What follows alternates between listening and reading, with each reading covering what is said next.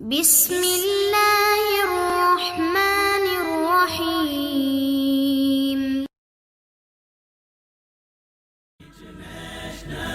Islamic Research Center. السلام علیکم ورحمۃ اللہ وبرکاتہ۔ الحمدللہ والصلاۃ والسلام علی رسول اللہ، اما بعد فاعوذ باللہ من الشیطان الرجیم، بسم اللہ الرحمن الرحیم۔ قال نبی صلی اللہ علیہ وسلم الایمان بضع وستون شعبہ۔ آپ علیہ السلام نے فرمایا اسلام کی 69 شاخیں ہیں۔ تو آئیے ان میں سے سب سے پہلے نمبر پہ ایمان، مومن کو کس بات پہ ایمان لانا چاہیے اور وہ ایمان کیسا ہو۔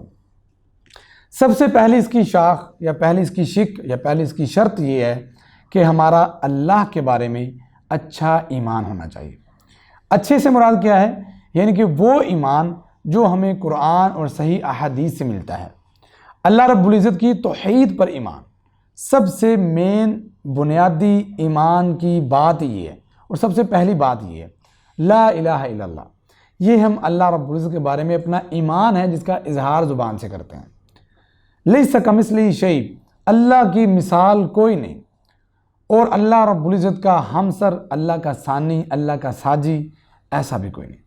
نہ اس کو کسی نے پیدا کیا ہے، نہ اس نے کسی کو پیدا کیا ہے، نہ اس کے بیوی ہیں، نہ اس کے بچے ہیں، نہ اس کا کوئی قوم، قبیلہ، نہ برادری ہے، بلکہ قل هو اللہ احد اللہ الصمد لم یلد ولم یولد ولم یکن لہ کفوا احد۔ یہ ہے وہ پہلا ایمان کہ اللہ رب العزت نے جو اپنے بارے میں توحید کی بات کی ہے، میں اور آپ اس بات میں پکے ہو جائیں۔ اللہ کا کوئی شریک نہیں ہے، اللہ رب العزت کسی کا محتاج نہیں ہے، اللہ رب العزت کسی میں حلول نہیں فرماتے، اللہ رب العزت آسمانوں کے اوپر اپنے عرش پہ مستوی ہیں، اللہ کا علم بالکل لامحدود ہے، اللہ کی قدرتیں دائمی ہیں، اللہ رب العزت کے فیصلے اٹل ہیں، اللہ رب العزت کے ارادوں کو کوئی بھی بندہ آگے سے کھڑا ہو کر موڑ نہیں سکتا، اللہ رب العزت کے سامنے کوئی بھی مقابلے کے لیے کھڑا ہو نہیں سکتا۔ اللہ رب العزت کے بارے میں اپنا ایمان درست کیجیے، توحید والا ایمان۔ توحید اس کی 3 قسمیں ہوتی ہیں۔ نمبر 1، اللہ رب العزت کو ایک ماننا ہے وجود کے اعتبار سے۔ نمبر 2، اللہ رب العزت کو ایک ماننا ہے ذات کے اعتبار سے، صفات کے اعتبار سے۔ اللہ رب العزت کو ایک ماننا ہے عبادات کے اعتبار سے۔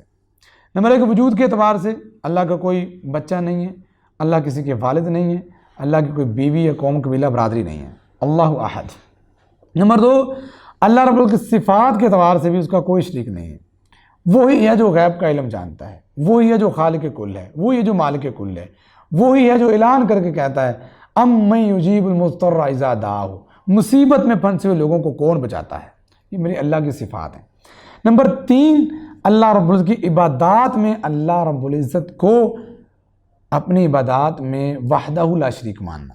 سجدہ عبادت ہے تو فقط اللہ کے لیے ہوگا، نماز عبادت ہے تو فقط اللہ کے لیے ہوگی، روزہ عبادت تو اللہ کے لیے ہوگا، نفلی صدقہ، خیرات، نذر و نیاز یہ عبادت ہے مالی، صرف اللہ کے لیے ہوگی۔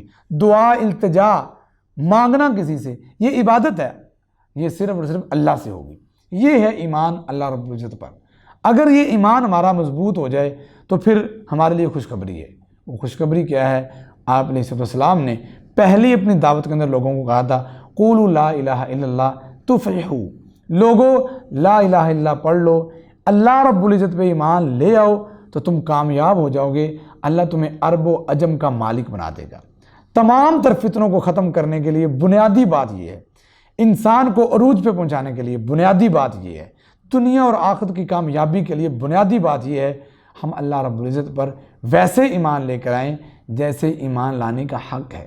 ہم اس کی صفات، اس کی ذات اور عبادات میں قطعاً کسی کو کسی درجے میں بھی شریک نہ ٹھہرائیں۔ یہ ایمان کی پہلی بات ہے۔